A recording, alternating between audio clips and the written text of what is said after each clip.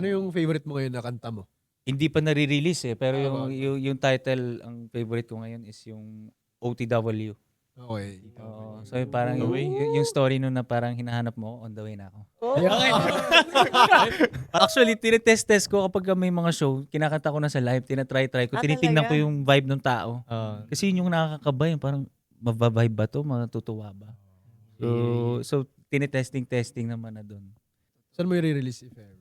Spotify, YouTube, o baka nagpa-plan na rin ako na mag-album din eh. Yun. Dahil nga nung medyo na nahimik ako.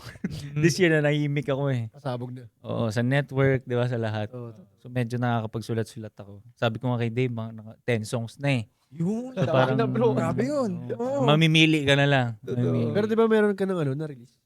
Meron na isa, yung Saan Tonight. nila- By Spotify din. Oo, sample type beat siya ng Hypnotize Na tayo sa... ni Akon. Pwede nilang ma-stream yan. tonight.